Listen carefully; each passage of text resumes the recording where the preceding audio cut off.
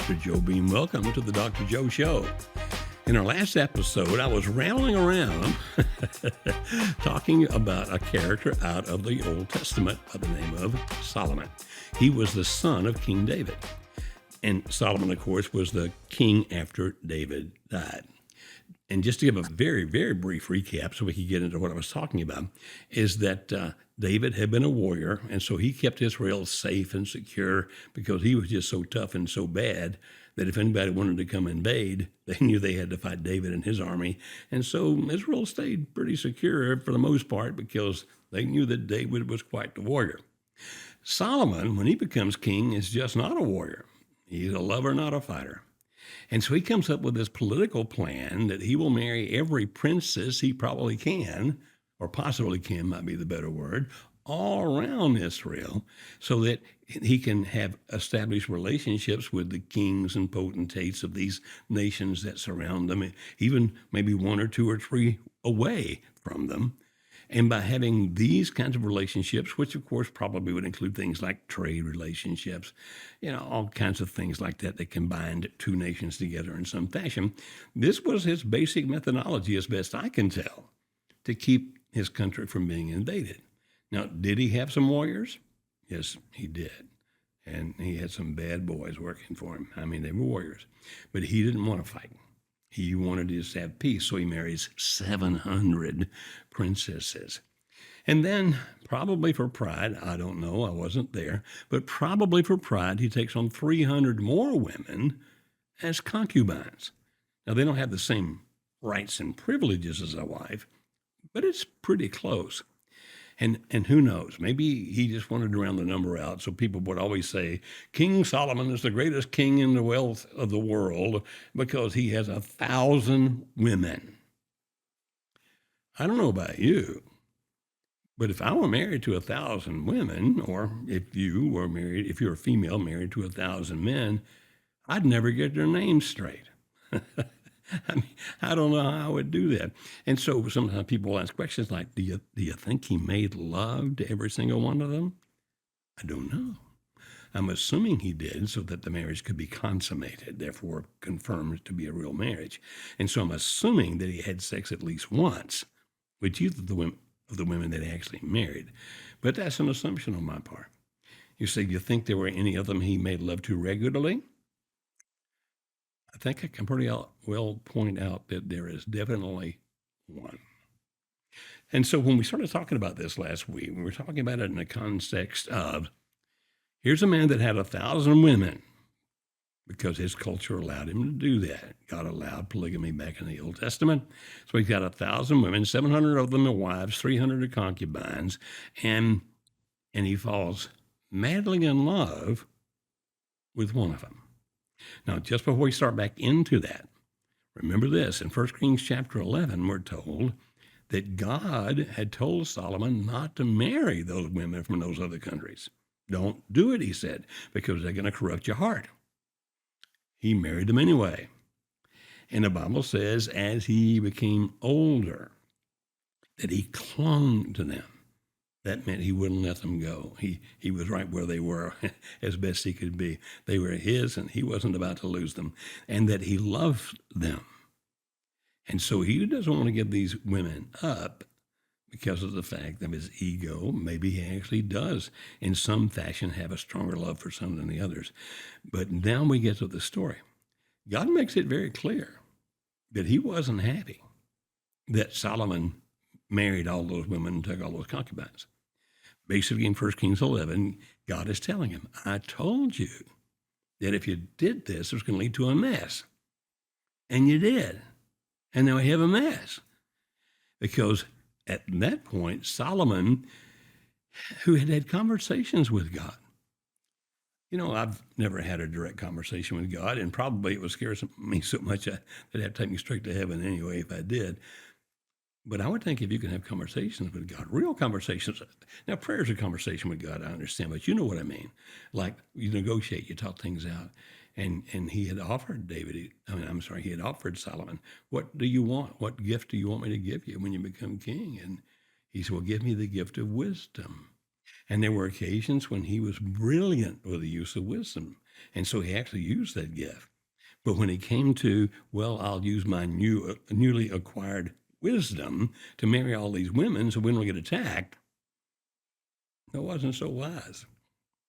Maybe more ego, maybe more craving, maybe even lust. Whatever it is, God makes it clear. I told you not to marry those women. Look what's happening now. And then Solomon started building idols.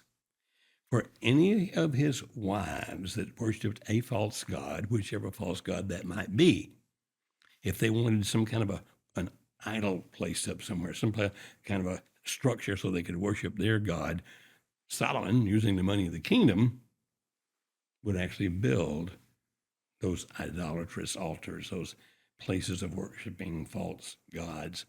And so the wives that followed that false god could go over there and worship him. The wives that worshipped that false god could go over there and worship him. And he apparently participated. He loves the women, and they're having an effect on him. And God's ticked. Now, I went back through that just so I can remind you. But there's one woman. In the Song of Songs, Song of Solomon, if you prefer to call it that, we read a story about a woman. She's the main character, a main character of the story. Now, it's written in poetry, and it's very romantic. As a matter of fact, it's extremely sexual. Most of the people in our culture miss a lot of the sexuality in it because they use images we don't use. I don't do this, but our culture does. We have several different idioms that we use to refer to a woman's breast. And those idioms are not beautiful. They're not appealing. Some of them are very crude. And yet sometimes I hear women themselves use those words to describe their own breast. They didn't do any of that kind of thing. As a matter of fact, he speaks to her in this sweet, loving, passionate language. And everything he says about her body is designed to build up her self-image. Everything she says to him about his body is designed to build up his self-image. And of all the wives, the word Shulamite, she's not given a name there in the scripture. They don't tell us what her name is. They just call her the Shulamite. A Shulamite is a Hebrew word, actually two words put together, a Hebrew word that means woman of Jerusalem. Now, that might be symbolic in a number of ways, but it appears to me, and I'm not a scholar, but it appears to me that being called the woman of Jerusalem means that this is a Jewish woman he's married. This is not some woman that's following some false god over there, false god there, false god over there. She didn't come from some other culture. She came up from the same culture he came up in. And she's relatively young. It appears, when you read the text, that there's no mention of her father. Therefore, it appears that dad is no longer in the picture, which leads to an assumption that dad is dead. But she's being looked out for and taken care of by her brothers. And as you read through that, sometimes you'll read what they have to say, and sometimes you'll read what she has to say to them, and they can get right aggravated with her on occasion. Her mother is mentioned, so Mama is still alive. But based on what I read there, my understanding, this is a Jewish girl from Jerusalem that somehow catches Solomon's attention. I don't know that she's an actual wife because she appears not to be a princess. She might be a concubine. Because I don't have time to explain that in great detail. All I can say is concubines had most of the rights that a wife had, but not all. But this young woman, you say, how do you know she's young? Because her brothers, on one occasion, actually make fun of her having no breast, meaning small breasts. And then when she fights back against them, I'm paraphrasing here, I'm trying to be very careful about how to say this, but she was right proud of her breast. And she let them know that she was. And so from that we can infer she was a younger woman. And so now Solomon has fallen in love with her. Now the kind of love that we were talking about is this thing called limerence. Now limerence is a kind of love that's like romantic love, intensified dramatically. It is comparable to an addiction, although it's not classified as an addiction. It is comparable to obsessive compulsive disorder, although it's not classified as an obsessive compulsive disorder.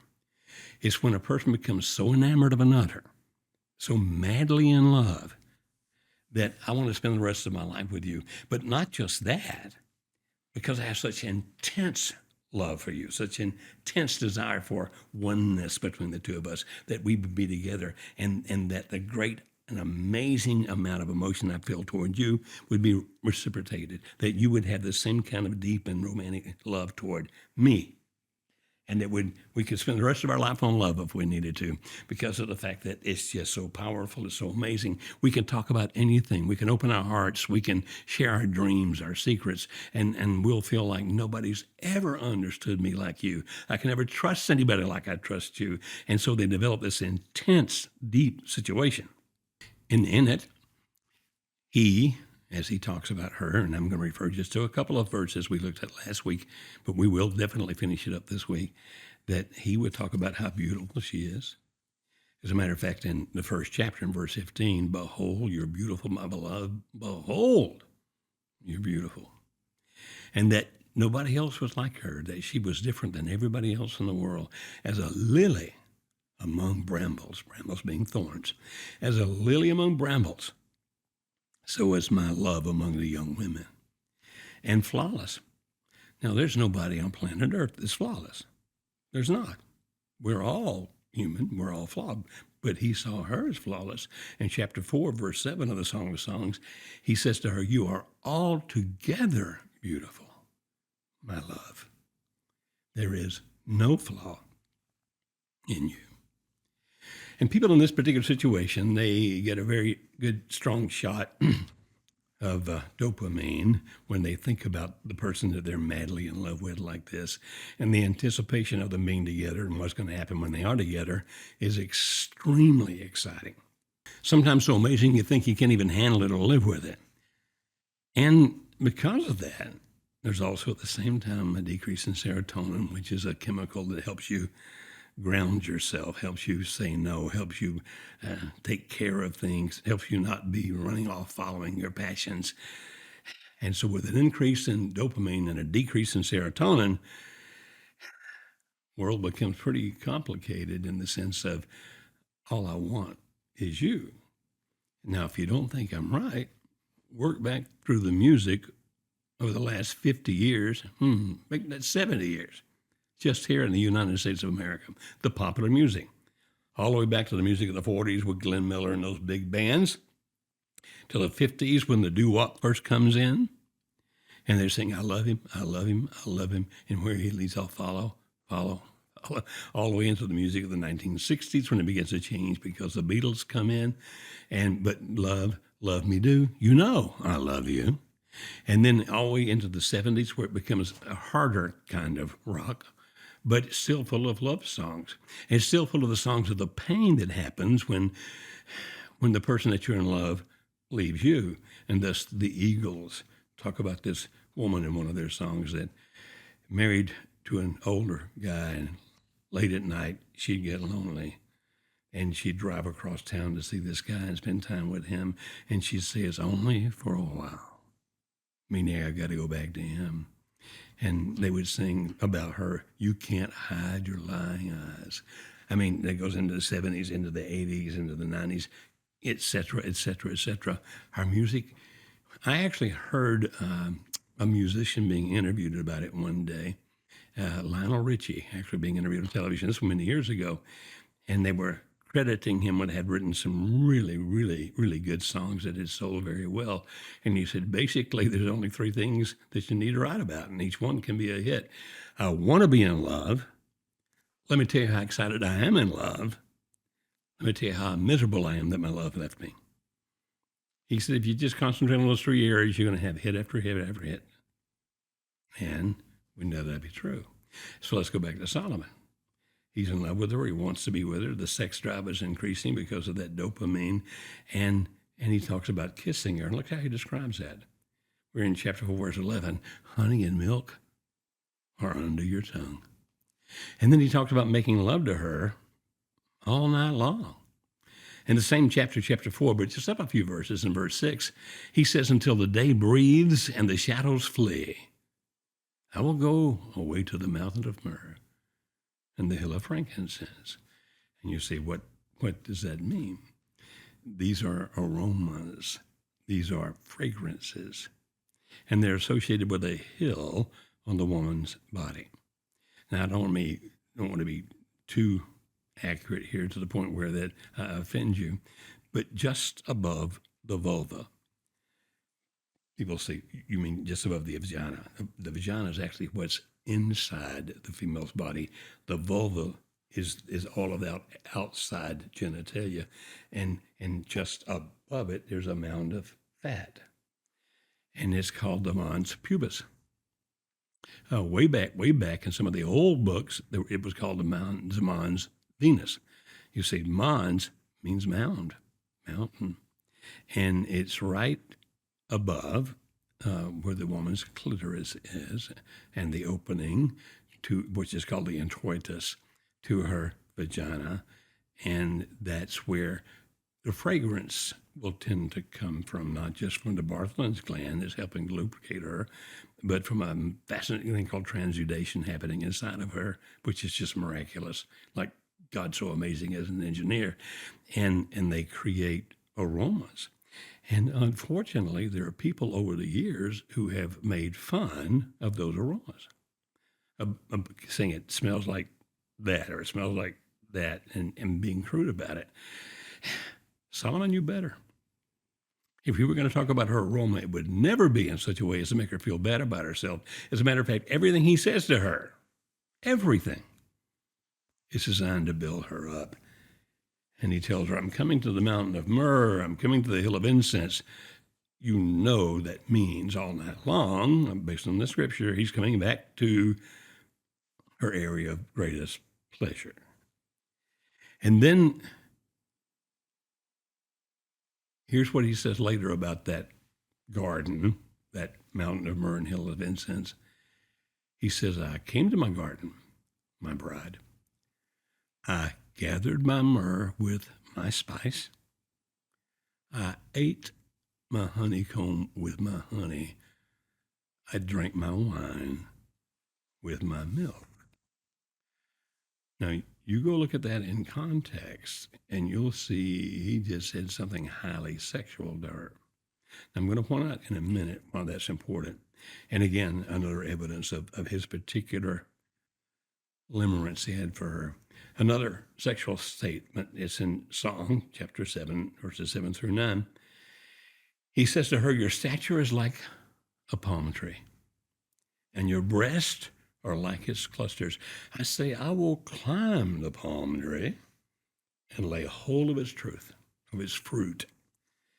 Oh, may your breasts be like clusters of the vine, and the scent of your breath like apples, and your mouth like the best wine. You see, what's your point here? We don't have any record of him saying anything like that to the other 999 women, or writing anything to the other 999 women. He's talking about this one person.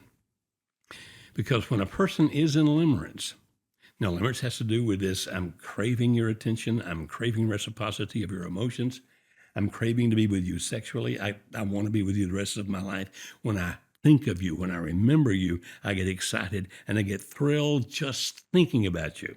As a matter of fact, we know in our day and time from some work that's been done by Dr. Helen Fisher that when a person is in this state, up to 85% of their thinking time when they're awake, up to 85% can be spent thinking about that person that they're in limerence with.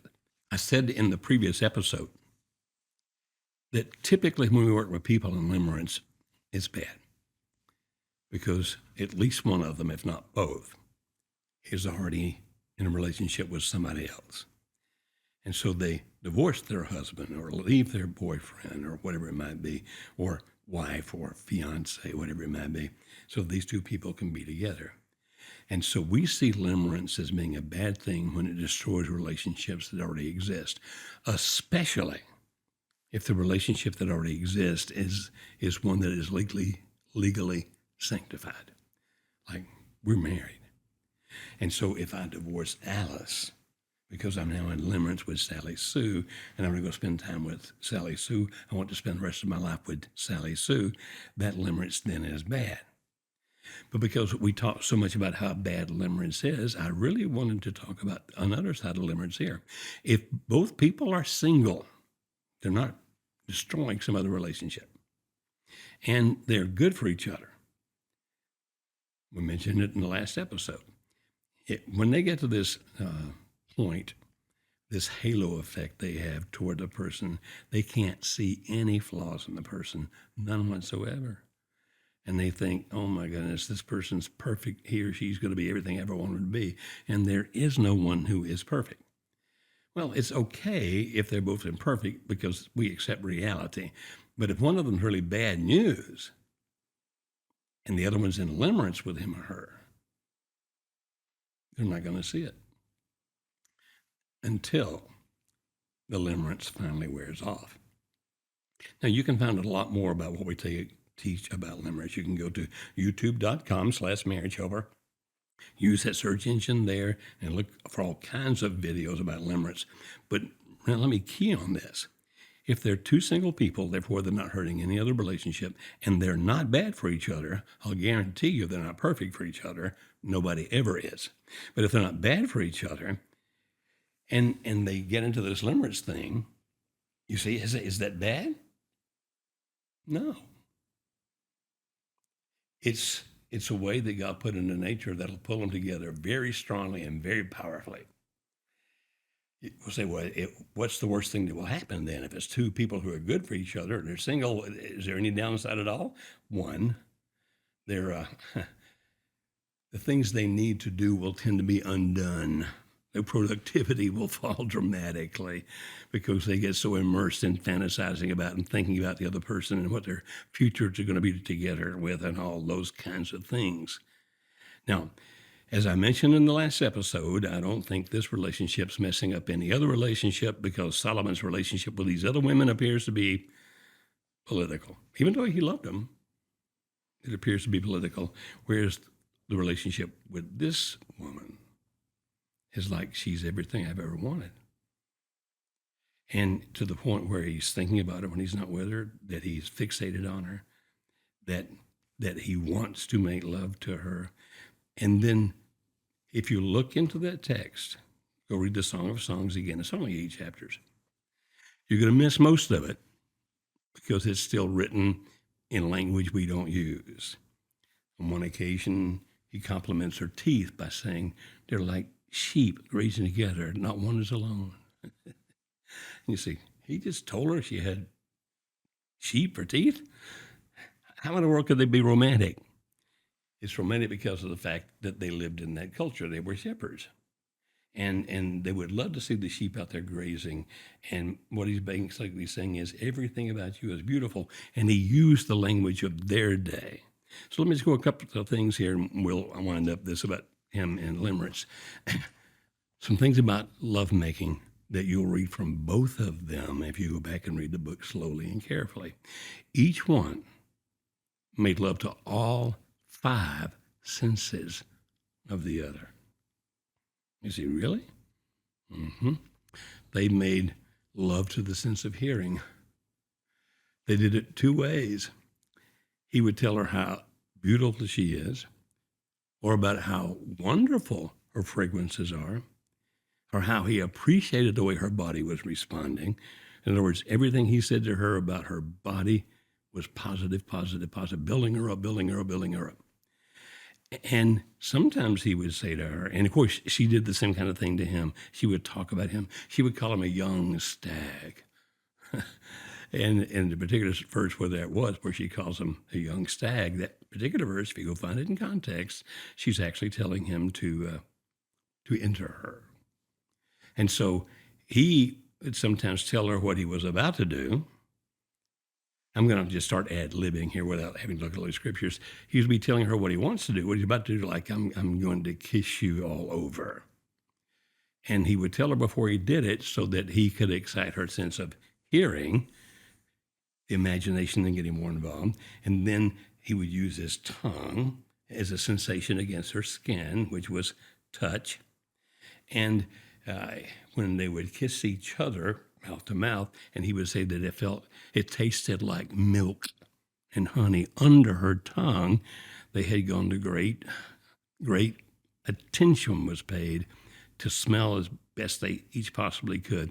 And then when you pay attention to what's in the text, to dress, especially her, she would dress in a way that would be very enticing to him. So the sense of sight, the sense of hearing, taste, they involved the smell, all those kinds of things. They involved all five senses.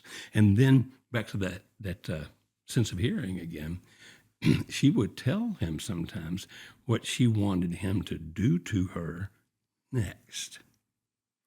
Now, when I talk about this to audiences, right here, I'll stop and say, how many of you husbands would really, really like it if when it came to your sex life with your wife, if she told you what she wanted you to do to her body?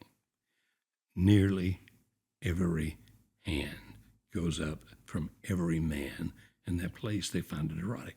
And so what they did, they spent a lot of time, and if she's a concubine, then she's definitely part of who he's having sex with, that making love to each other and being enticing to the other, and they're taking the time until the morning breaks. I'm going to be with you. Until the shadows flee, I'm going to be with you. And they focus on the pleasure of the other person while focusing on their own pleasure. And all of that is wonderful because they had a right to each other. Now, 1,000 women now, I would say no. It's unbiblical. But in Solomon's time, he was allowed to do it. And so he took full advantage of it, but this was the one woman he loved. And so just run through a couple of things here very quickly. Let me summarize the characteristics of the limerence. Strong craving for an emotional reciprocity from the lover. That's definitely there. The lover becomes more important than anyone else. Read through it. That's definitely there on both of them. Compulsive thinking about the lover.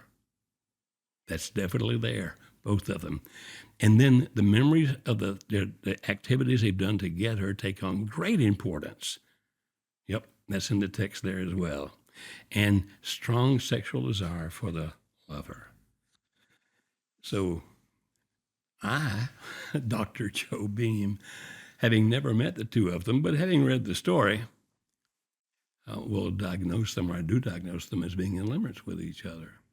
Now, we don't know a lot about what happened after that part of their story, but it sounded like a good relationship to me.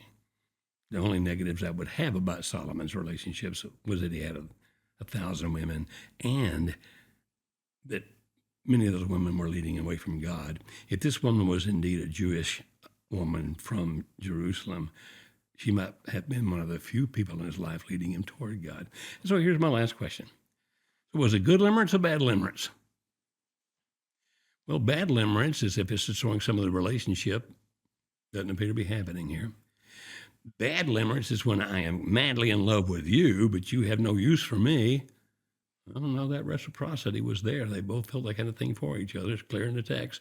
A bad one is when one of them is dominant and disrespects the other person and just controls them.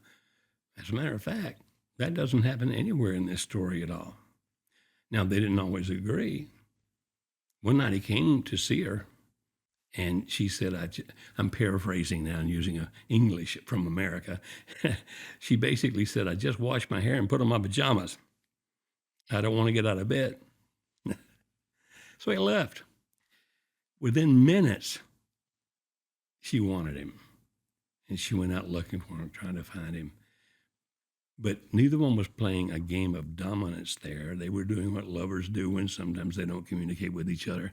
And they did, both of them, communicate very openly about their sexual desires. And here's the killer. God used their story to teach us about love. It appears to be a limerent love. It's an intense love. And so maybe just maybe somebody needs to come along someday. Certainly not I, because I don't even know how to read Hebrew.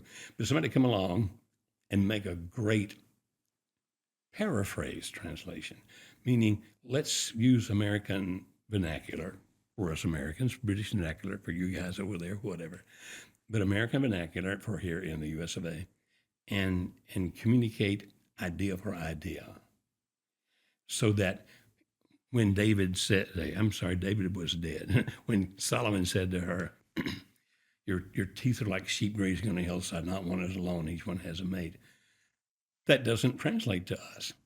And so somebody might come along who knows how to do that paraphrase type translation that doesn't translate word for word, but translate idea for idea, and can say something like, you have the most beautiful teeth I've ever seen.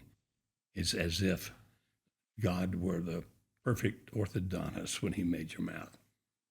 That's not very romantic, is it, Jason? But somebody figure out how to say that the right way. And here's an exercise I suggest to you. If you want to enhance your sex life, even if you're not in limerence with each other anymore, you might have been married 30 years, and you're not in limerence if you've been married 30 years, but you might spice up your sex life by doing this. Get you some concordances, look up some things on the internet, whatever. Just don't go to porn sites to do this, please.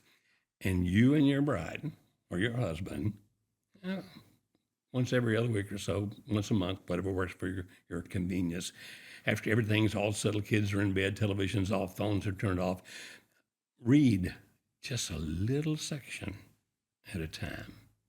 Use the concordances and internet to figure out what did that mean, and then you write your own paraphrase of the Song of Songs that fits your romantic life. Now, 8 chapters long, so this could take you, who knows, a year, but it should be one fun year. And when you finally get it done, it can become your guide to a tremendous sex life. So, what was my point? Was Solomon in limerence? I think I showed that he was. Was that okay in his situation? Yes, limerence is okay in situations where nobody gets hurt. Neither one of them seem to be bad for the other one. Limerence is okay when it's happening as well. And when it leads them to love each other that deeply, that's a pretty good start. Well, we got a lot more things to talk about. I think I'll do another episode about love. And then maybe, well, I won't announce the rest of them. I need to have a little versatility here. But thank you for being part of this. I hope it's been of value to you. And if it were not, please tell us. If you say, Dr. Beam, I think you're just rambling around and you need to be more succinct and get tighter on your information. If that's what you want, I will. Or if you have a particular guest that you want us to bring on so he and I or she and I can discuss things, we'll look into that as well. We will. But please talk to us in the notes down there or contact us at Marriage Helper and help us make this program be beneficial to you. So tell us what we do well, tell us what we can do better. We're here to hear, and we want to serve you. In the meantime, open your Bible.